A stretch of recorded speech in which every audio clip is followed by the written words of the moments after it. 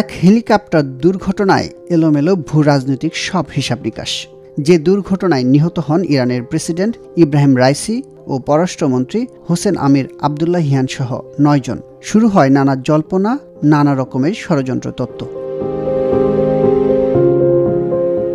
দুর্ঘটনার পর অবশ্য শুরু থেকেই আবহাওয়ার ওপর দায় চাপাচ্ছে ইরানি কর্তৃপক্ষ। ইরান বলছে এটি নিছক দুর্ঘটনা। এই ঘটনার পর গত ২৩শে মে আনুষ্ঠানিকভাবে প্রথম তদন্ত প্রতিবেদন প্রকাশ করেছে ইরানের সামরিক বাহিনী। তদন্ত প্রতিবেদনে বলা হয়েছে, ঘটনার পর ঘটনাস্থল পরিদর্শন করে তদন্তকারী দল। সেখান থেকে তারা গুরুত্বপূর্ণ তথ্য সংগ্রহ করেছে। রাইসিকে বহনকারী হেলিকপ্টারটি পূর্ব নির্ধারিত পথ দিয়েই যাচ্ছিল। পার্বত্য এলাকায় হেলিকপ্টারটি বিধ্বস্ত হওয়ার পর সেটিতে আগুন ধরে যায়। হেলিকপ্টারের ধ্বংসাবশেষে গুলির আঘাতের চিহ্ন বা এ ধরনের কোনো আলামত পাওয়া যায়নি। প্রাথমিকভাবে হাতে আসা তথ্যের ভিত্তিতে একে দুর্ঘটনা বলেই মনে হয়েছে। হেলিকপ্টারটিতে হামলার কোনো প্রমাণ আপাতত পাওয়া যায়নি। প্রতিবেদনে আরও বলা হয়েছে, বিধ্বস্ত হওয়ার আগে হেলিকপ্টারটির সঙ্গে ভূপৃষ্ঠে থাকা নিয়ন্ত্রণ কক্ষের যে যোগাযোগ হয়েছিল তাতে সন্দেহজনক কিছু পাওয়া যায়নি।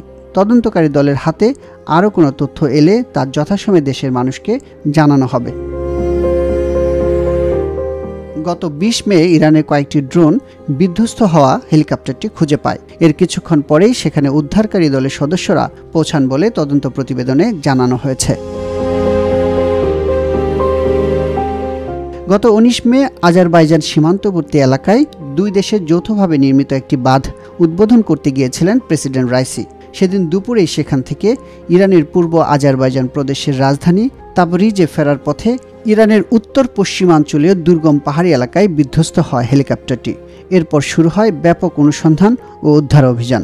এতে সহায়তা করে ইউরোপীয় ইউনিয়ন, রাশিয়া ও তুরস্ক। হেলিকপ্টার বিধ্বস্ত হওয়ার পরের দিন ২০ মে ভোরে পূর্ব আজারবাইজান প্রদেশের দুর্গম পাহাড়ি জঙ্গলের ভেতরে বিধ্বস্ত হেলিকপ্টারটি খুঁজে পাওয়া যায়। এরপর সব আরোহীর মৃত্যুর খবর নিশ্চিত করে তেহরান।